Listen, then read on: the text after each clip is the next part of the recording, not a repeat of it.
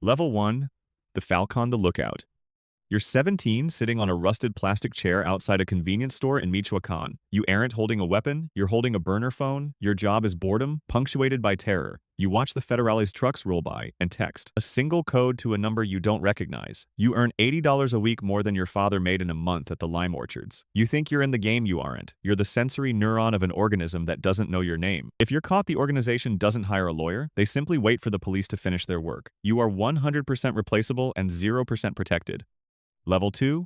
The SICARIO the Tool. 2 years pass because you were quiet and consistent. Now the chair is gone. You are in the back of a tinted SUV. There is a weight on your hip that makes you feel powerful. But the reality is the opposite. You are now a liability. Your life is a series of safe houses that feel like cages. You don't decide who lives. You execute the math of someone 3 levels above you. You see the brutality firsthand, but you're told it's just business. The adrenaline is a mask for the fact your life expectancy has just dropped to 24 months. You are the claw of the beast, and claws are designed to be dulled and discarded. Level 3.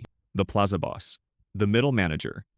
You survived the street wars. Now you own the town, or so you think. You manage the logistics, the trucks, the bribe schedules for local cops, the tax on local businesses. You're making 5 figures a week wearing gold that feels heavy. But the pressure is structural. You are squeezed between the demands of the capos above and the incompetence of the sicarios below. If a shipment is seized, it's your debt. If the police chief gets greedy, it's your problem to solve. You are the face of the cartel, which makes you the biggest target for the DEA and rivals alike. You have money, but you haven't slept in a room with a window in 3 years.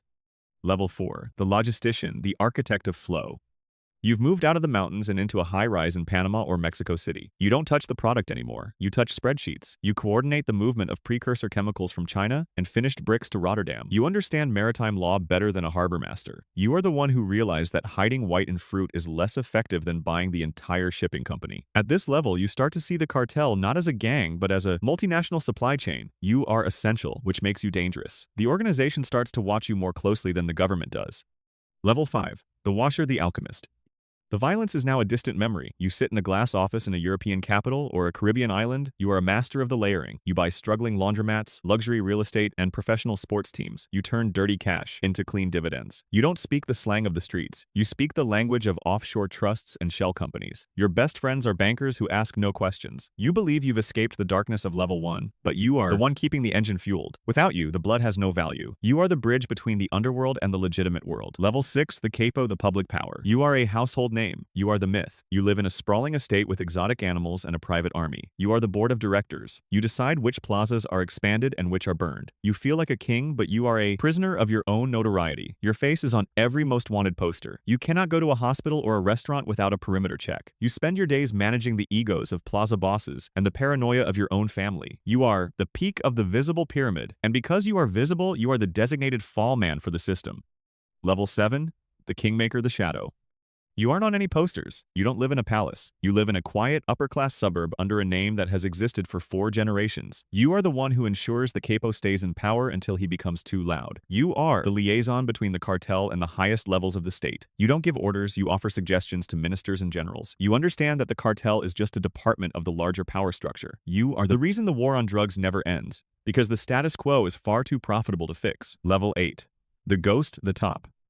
At the very top, there is no cartel. There is only the system. The ghost isn't a criminal. The ghost is a structure. It is a collection of multi-generational trusts, sovereign interests, and institutional frameworks that move the world's capital. At this level, the product doesn't matter. It could be drugs, oil, or data. It's about the flow of power. The ghost sees the 7-year-old lookout and the billionaire capo as the same thing. Friction, necessary, temporary, and utterly disposable. The ghost stays at the top because it never touches the blood, it only harvests the result. The game isn't meant to be won, it's meant to be managed. And as you sit at the top, looking down at the levels you climbed, you realize the most terrifying truth of all. The ghost isn't a person, it's the machine you spent your whole life building.